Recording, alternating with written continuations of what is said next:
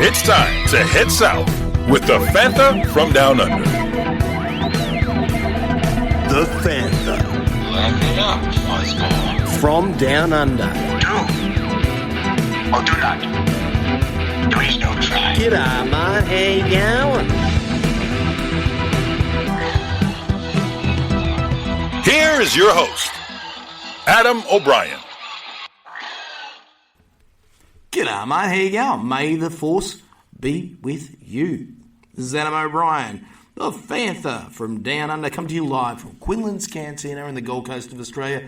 And joining me today is the one, the only, Eric Onkenhout, all the way from Boston, Massachusetts, in the United States of America, to chat some Star Wars and what he's been up to in fandom. G'day, mate. How you going? This here's the one, the only, Fantha from Down Under, from here in Gold Coast, Quinlan's Cantina, and I'm joined today by a dear friend of mine all the way from the United States in a place called Boston, Massachusetts. He's a dear friend who loves Star Wars, loves writing, and I think at the end of the day, you will remember him from many of the great shows that he's done, not only here, but one that he did with me also on OzFans, which was a lot of fun too. That is the one, the only, Eric Onkenhout. Mate, how are you? I'm doing wonderful. How are you? Yeah, really good. The fact that I can actually talk right now is a miracle in itself. I've been sick, folks. I've been sick for about 2 to 3 weeks. So any of the shows that you guys have been listening to were recorded months in advance. So the fact that I'm now back and ready to rock and roll and chat some Star Wars, mate, I tell you what, can't wait. I'm glad you're feeling better. Thanks, buddy. I thought we'd get the ball rolling with a game of Star Wars Trumps. So I hope you're ready for some Star Wars trivia, and I'm sure that's right, we're going to be shuffling them cards, folks. Shuffling them cards. Let's just see what the man knows. All right, here we go. Are you ready? I'm ready. Which opening crawl begins with, "It is a period of civil war"? Star Wars: A New Hope. Perfect. Well done. Well done. All right. Shuffling them cards, folks. Shuffling them cards. Here we go. Here we go. What was Chancellor Palpatine's first act after being granted emergency power by the Senate? He okayed the creation of the Grand Army.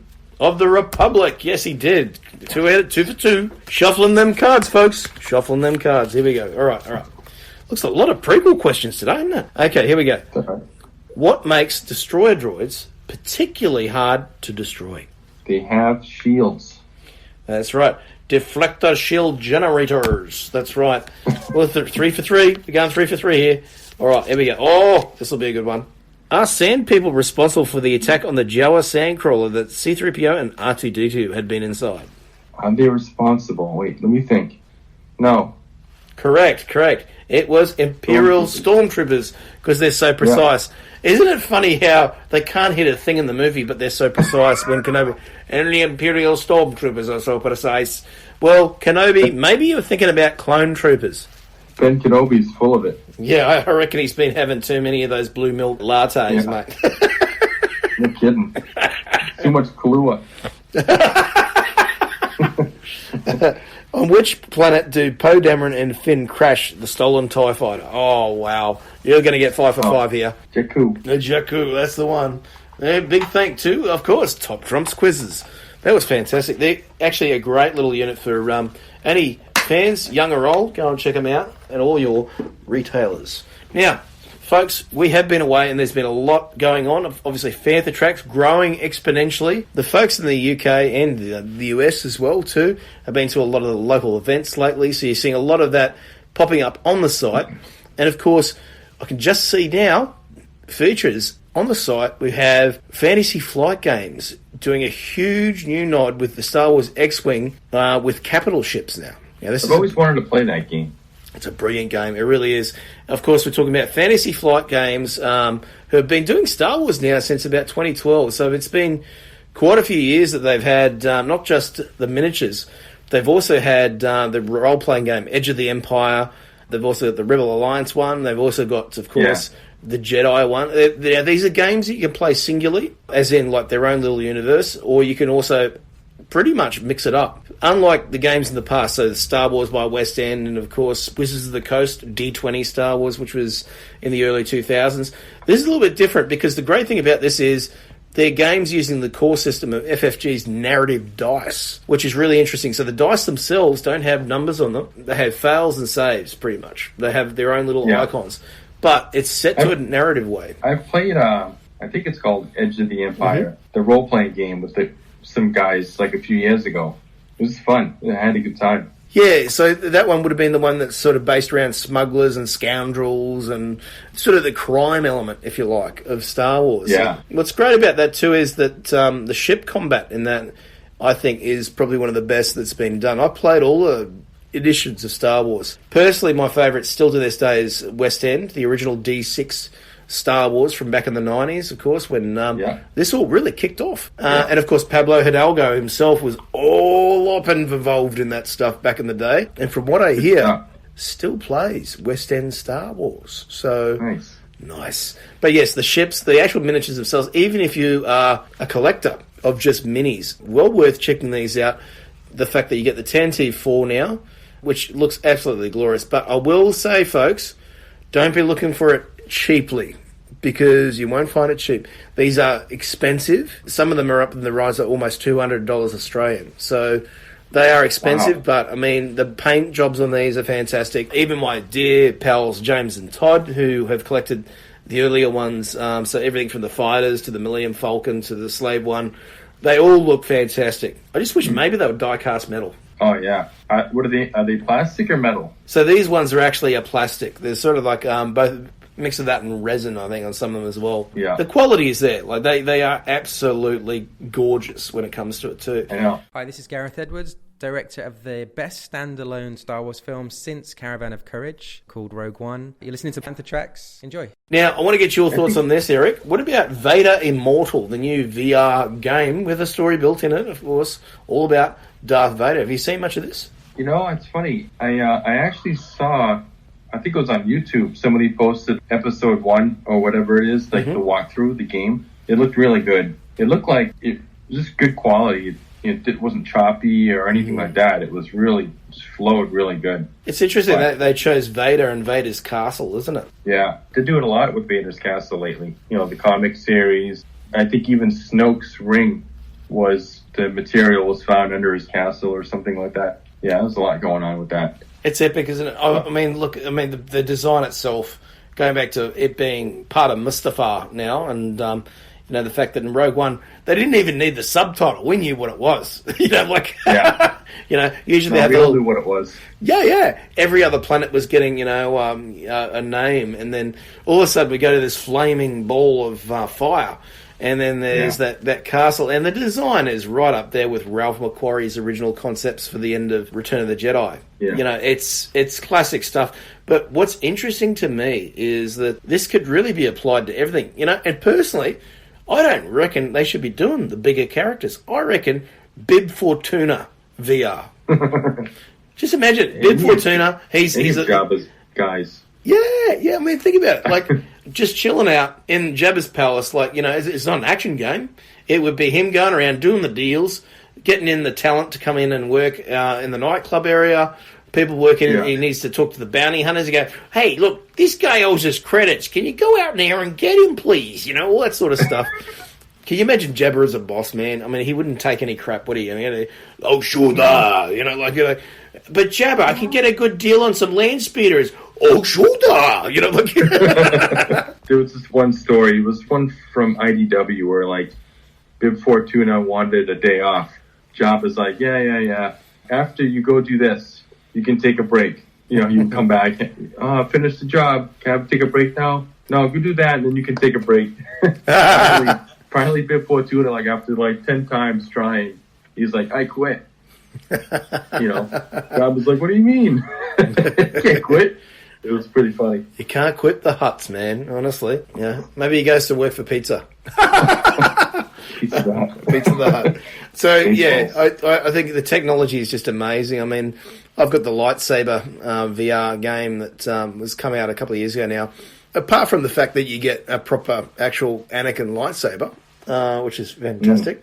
Or now a Rey one, obviously. Yeah. The technology is just beyond me. Sort of, I think, blows my mind if you could rewind 25 years back to, I think some of the more, for me, interesting parts of the saga came out.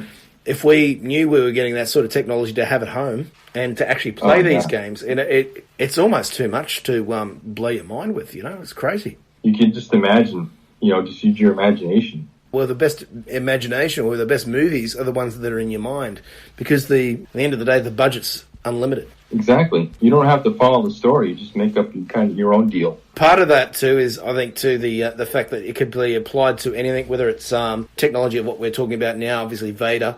But, I mean, that could easily be a land speeder game or a snow speeder battle on Hoth, or it could be behind the controls of a TIE fighter or an X-Wing. I mean, we're in a whole new setup here. I'm just very excited to see where it all goes. What I like, too, is that they're trying different mediums. They've done the movies, they've done books, comic books, and now they're getting into video games, but not just playing with the controller. I mean, it's like VR and the technology, like you said, it's like getting higher and higher every time. It's like, what are they going to do next? G'day, how you going? This is how you can catch me on the web. That's right, your host, Adam O'Brien, the Fantha from Down Under. You can catch it Obi Pop Culture on both Twitter and Instagram. You can also catch me on the one, the only Fandom Podcast Network's Lethal Mullet Podcast. But check out Fantha Tracks itself. Check it out at fanthatracks.com. All your Star Wars news in one single file. Now, folks, the other thing that's been released in the last week is the brand new Stormtrooper we're going to be seeing in the ranks of the First Order. And, of course, this is in the Rise of Skywalker. And, of course, it's the Red Sith Trooper. What do we think about this? Yeah, I wonder why it's called a Sith Trooper. I mean, I know supposedly Palpatine's coming back. Grandpapa Palpatine. So does that mean he's going to be in the movie more? I mean, did he create this Legion of Troopers? Well, I mean, that's the Kylo question. Ren's not a Sith. Why would you call them Sith Troopers? What does Palpatine have here that, and what is he trying to do? What is he trying to achieve? Because, I mean, obviously the big bad right now is still Kylo Ren. He is Supreme Leader Ren. What kind of threat does Palpatine place on somebody that's apparently one of the most powerful Force users ever? But let's face it, if he's back, and whether it's back from the dead or whether he didn't die and he's still back that way, we really don't know. But he is a Sith. Maybe needs troopers to have as well. And you notice that the design is a little bit different than a regular Stormtrooper. He looks a little it looks a little clone. Especially the front of that visor. You don't know where the nose part is there. Yeah. It kind of looks like Episode 3 a little bit. I think there's a scene of Kylo Ren and Rey fighting on this planet where there's a big chunk of the Death Star. Mm-hmm. I'm thinking they find some kind of remnant of the Emperor in the Death Star as some sort of recording. I don't think the Emperor is going to be in the movie physically. Yeah, I don't think so. I don't know. I just think that's kind of a... I could be wrong. And if I'm wrong, that's fine. Yeah. I don't care. But I just can't imagine, because I think he would just take over the whole movie. He's the big bad of the saga. And at the end of the day, he's been literally hanging around since Episode 1. Yeah. The question is, what story point would he play in this? What's it going to do to really round out the current heroes? So obviously Poe, Finn, Rose, Rey, Leia, Luke, and Lando now, obviously as well. Maz Kanata as well is going to be in the film. How is his threat going to impact on them? And I think the thing is, at the end of the day, it's a test. It's not so much even about Palpatine. It's about the test that he poses to them.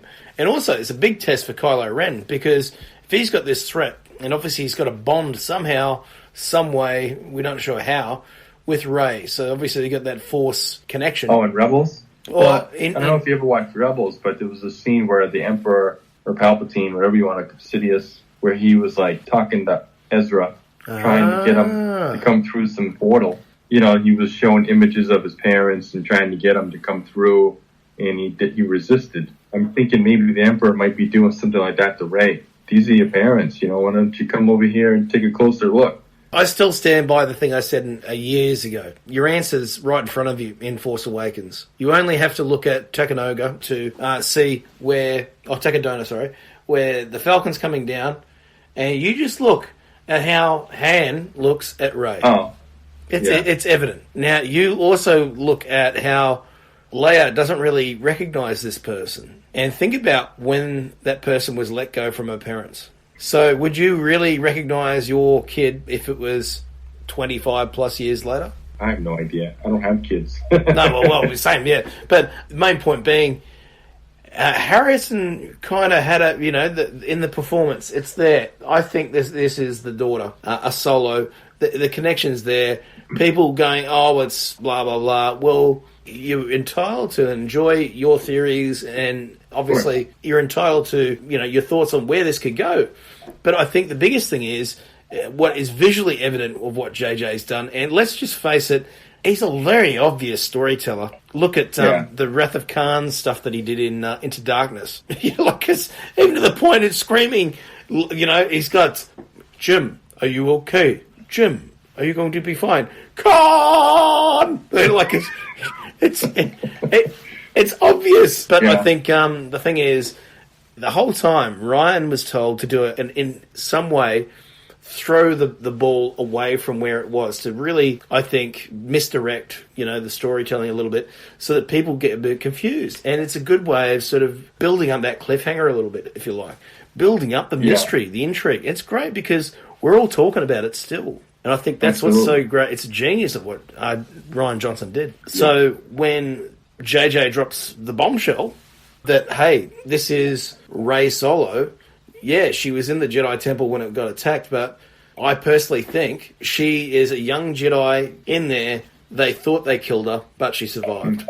That's what I think. Yeah, I think that was a misdirection that looked at Han gave Rey. If you wanted to make it seem obvious, that's why I don't think it is obvious. I don't know. I just feel like that's a trick. I like where you're going with the Rey being in the temple when it went down. Definitely. I also heard something about somebody had a rumor going around that the people that dropped her off in Jakku were not her parents, but they were just taking care of her for a while or something like that. It could end up being more of the people that were, friends of Luke's or something like that.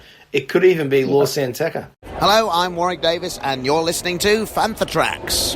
What's interesting about it, too, is it kind of brings back that Force back, or whatever they call looking through the memories of the Force. That would actually make sense that she has memories of those things that she wouldn't technically know unless she was there. Part of that is the Knights of Ren being there and, somebody getting a bit of a clean of house. And it's pretty obvious the Knights of Ren would be those students of Luke's who just went with Kylo, pretty much. That's probably what's going to happen. We haven't really seen them at all, but we keep hearing about them. They're the students. But I think Kylo's going to take them out anyway.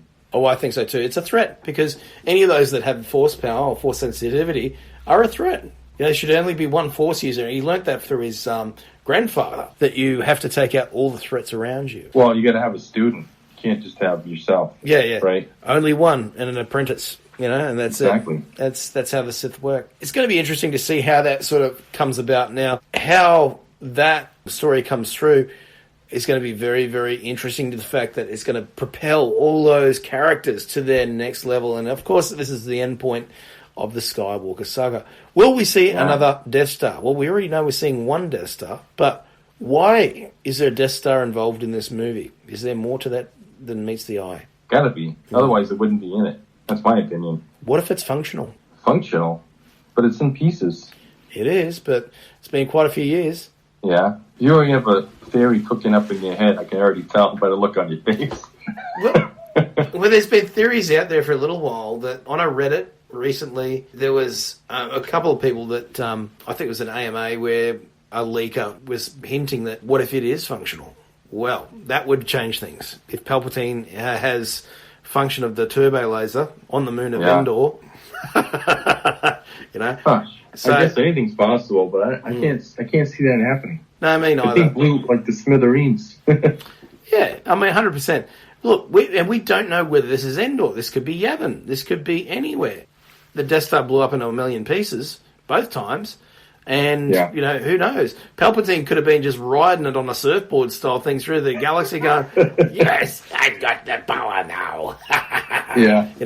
And he's riding a chunk of the Death Star down to Endor. And then just chilling out, barbecuing Ewoks when he needs to feed. That's probably what he's doing, It's a cool thought that I think this movie is supposed to literally connect all 9 movies together. A piece of each movie is supposed to be in this one.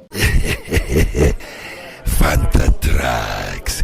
Hoodoo! Now, moving on from movie news, we have to say a sad farewell to a Star Wars actor and just a great, I think, friend of fandom, and also one that I think is a very talented guy. I've chatted to him a number of times, even on my previous shows, and that is, of course, the actor Roni Bridges from Scotland, who passed away just 2 days ago. Our condolences out to their family and friends of Roni Bridges. Somebody who I always thought was great to chat to, also a very interesting actor too, was in Outlander and, of course, Valhalla Rising, the Nicholas Winding Refn film as well. Again, from all of us here at Fantha Tracks, our condolences out to his family and loved ones. So Daisy Ridley has been doing the rounds, of course. She's actually been looking at a few things as she's been doing the circuit. She's been looking at that footage of the stunt woman, Michelle, who does the great... I saw that. Have you seen it? Yeah, it's awesome. Her reaction to it is like, she's just like, your jaw's on the floor. It's just amazing. The acrobatic work that Michelle does is just mind-boggling how do those things, even with a lightsaber, you know? It's amazing. So hats off to Michelle for that. But now Daisy seeing all this done, you think, wow, why don't they pick her up as the new stunt woman? I know. But what are they waiting for? I know, it's just brilliant.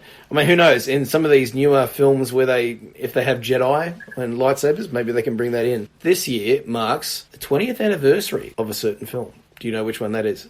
Phantom Menace? The Phantom Menace, that's right. Now, are you guys getting any special screenings over in the US right now for that? No, I don't think so. Yeah, here in Australia, I think a cinema down in Sydney or Melbourne had done a screening. But one of the things about the Phantom Menace is that around this time, we had a lot of magazines, books. I mean, you can imagine the amount of merchandising is not on the scale it is now, but it's still pretty full on back then. Some of the great stuff that was coming out was the Terry Brooks novelisation of the Phantom Menace. And those that don't know Terry Brooks, who's a fantastic fantasy author in his own right, of course, with the Shannara series. I've heard of it. Now, of course, Shannara is a series not too far removed from Star Wars. You know, it's a fantasy series which kind of has the very Joseph Campbell style of bringing things together in a, especially in a way that puts a hero into a number of different hurdles to grow them to become the person that they are. And, of course, if you've seen the TV show The Shannara Chronicles, you can actually see the adaptation of the Elfstones of Shannara. Again, in the Rise of Star Wars and George Lucas himself, Lucas used the same story editor as Terry Brooks back in the day. Isn't that crazy? Didn't the first book come out like the same year as Star Wars? 77, yeah. Yeah. See, I know something. And, of course... Not much.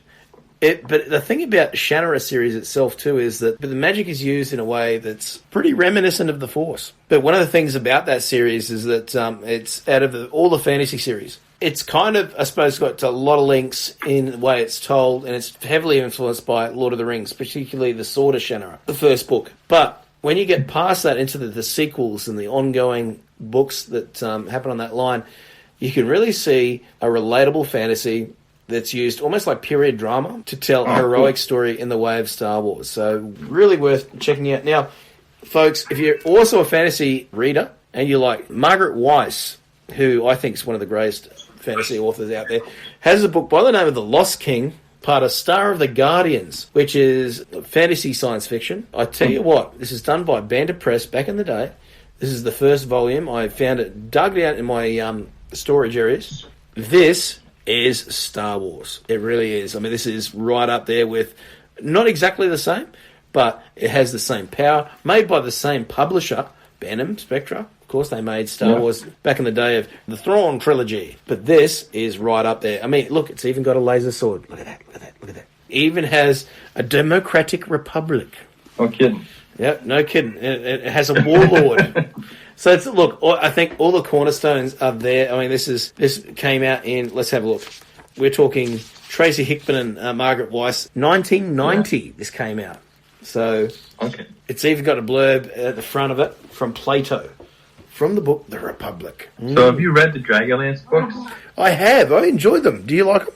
I never read them, but when I was like 9 or 10, my older sister, who was, I think, my cat. Hello. I think she had them, but I don't remember if she ever read them. I remember staring at the covers, thinking how cool they looked. They're very, very But I think beautiful. they were a little bit beyond my age range at the time. I never read them. They were always fun. I always enjoyed the books themselves. But when you look at, I think, in terms of fantasy, for me, it was the Forgotten Realms books. And those came out, like, in the 80s? Yeah, pretty much. It was all 80s. Brilliant, though. And they still got some afterwards as well. And I think the key to what I enjoyed about them as well was that, again, the fantasy's relatable, but you got used to some really brilliant characters. One of them, Salvatore's Dris de Erden, which these elven characters as well that were just absolutely a lot of fun. The Forgotten Realms, is that a spin-off of Dungeons and Dragons? Yes, it is, yes. It's all part of Dungeons and good. Dragons universes, yeah. So, I mean, there's so much involved in Dungeons and Dragons itself. They've got different worlds, different universes and stuff like that built into it. So it's, I liken it to the DC multiverse. Oh, wow, okay. So what is your favorite all-time fantasy series, book series? Ooh, okay, now you're talking. Personally, it's, and a lot of people would go straight to Game of Thrones, but, and obviously a Song of Ice and Fire. I don't know that I would. I would actually probably go to Terry Brooks because you're able to pick up the story pretty much anywhere. And he even wrote some books years later that are set in the real world that no one had any idea were actually part of the fantasy universe. And then he told people 20 years later, and they're like, wow.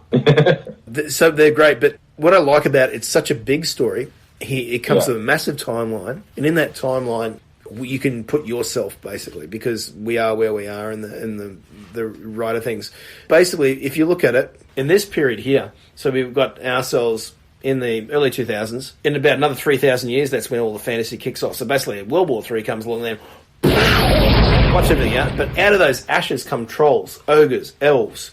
Magic reawakens, basically. And then before all of us, before science came along, when religion and mysticism and people believed in the magic, it was still there. And the elves have been around the whole time. So when science came along and pretty much crushed it, after that, between that 3,000 years, we have Mad Max in fantasy world. And that's what I love about it too. So if you read Armageddon's Children, folks, you're going to get Mad Max meets Lord of the Rings. Oh my God. Yeah. And I reckon they should make that part into the movie. Get that going. But yeah, so Shannara would be my pick. What about you? For fantasy books? I don't even think I've read a single fantasy book my whole life. I think I read The Hobbit. I was like, okay. And I started reading The Fellowship, and I got about halfway through, and I gave up. Honestly, as much as, and this is a fair criticism some people have, J.R. Tolkien takes it a little bit to get into. He was a linguist and somebody who wrote about languages and stuff like that, but wasn't a novelist, so he doesn't have quite the novelist's touch. It's more about the world that he created. So some of those stories can be a little bit difficult to get into. I love it for the world. That's why I love reading those. However, I'm not right in with the Hobbit stuff. I've never been a huge fan. I appreciate it, but that's where Shannara takes over. There's no Hobbit stuff. Gets the ball rolling straight away, right? And the answers in this are more akin to Aragorn, really getting in there and just rocking and rolling. Yeah. So it's a little bit more action heavy, and I think the druids in this, which are the witches and the masters of magic and stuff like that, just that little bit more interesting. Now that I think about it, I read a couple of fantasy books that were written, I want to say late 60s, early 70s, like very obscure. I don't know if you ever heard of the Flashing Sword series. Yeah, that sounds familiar. Yeah, I think I have. I think I read one of those books. I think maybe it was book one. And it was edited by Lynn Carter. I guess he was like a pretty well-known fantasy writer at the time. Mm-hmm. Yep. The only reason I bought it, honestly, is because I saw a picture of George Lucas holding it. Nice. So I bought it. And a big thanks to Eric for being on the show tonight. Stay tuned for the next episode of the Fantha from Down Under, where Eric joins us for part 2 of his conversation all about Star Wars and fantasy books and the influences of Star Wars here on Fantha Tracks Radio's The Fantha from Down Under. I'm Adam O'Brien. We'll catch you next time.